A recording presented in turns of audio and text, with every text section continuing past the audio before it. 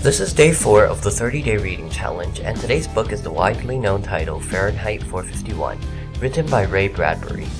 Even though it's only about 256 pages, it took me about 3 hours to read. This was mainly due to the author's extensive use of metaphors and rich imagery. The novel is the Dystopian, which reminded me quite a bit of George Orwell's 1984. Since a lot of people probably already read this, or at least know a bit about it, I'll keep the summary short. The book follows a fireman called Guy Montag in a city in America.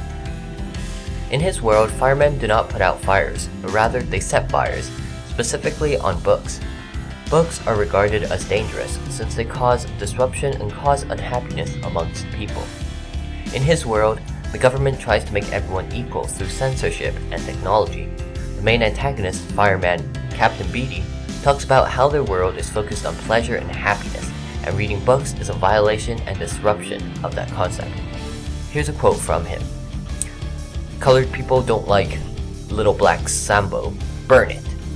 White people don't feel good about Uncle Tom's Cabin. Burn it.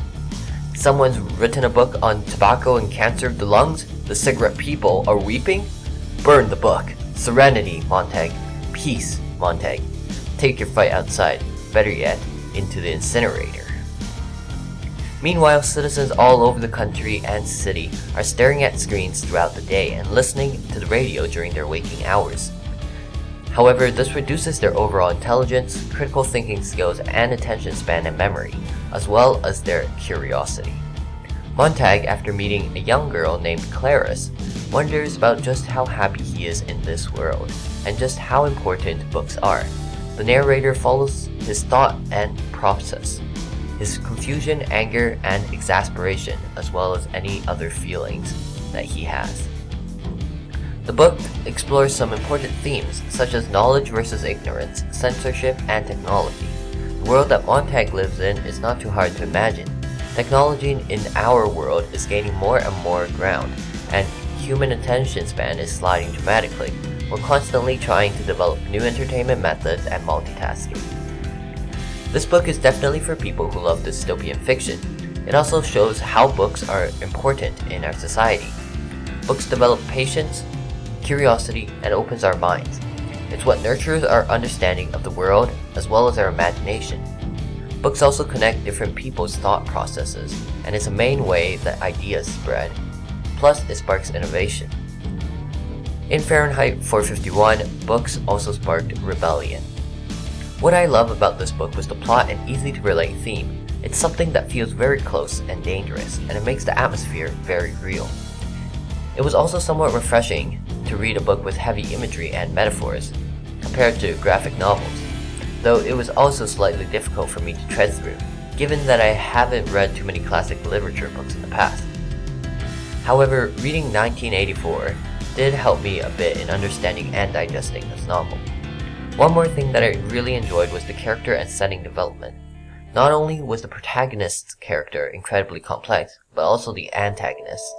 I was surprised that Captain Beatty was such a knowledgeable person, and I even found it hard to hate him as an antagonist. Reading this book for me, though, was not particularly easy. Being someone who reads a lot of non-fiction books as well as comic books, I found this to be slightly tedious. Of course, it's mostly due to my inexperience with classic literature, but I also thought it was slightly difficult to follow. Clarice's death was also quite abrupt and sudden, and that was a part that didn't make too much sense to me. This did get changed in a later version, and the author even liked that version better. If you usually read graphic novels or short stories, this one may be a challenge for you. But after you shave off or fully appreciate all the imagery and extensive literary devices in Fahrenheit 451, you'll find that the entire story is intriguing and terrifyingly real. My rating for this book is 3.8 out of 5, though once my reading level increases, so will my understanding of the book and its rating. It's a fairly intricate short novel to me, and with a lot of fascinating concepts and themes applicable in the real world. If you enjoy classic literature or dystopian fiction, then this is the book for you.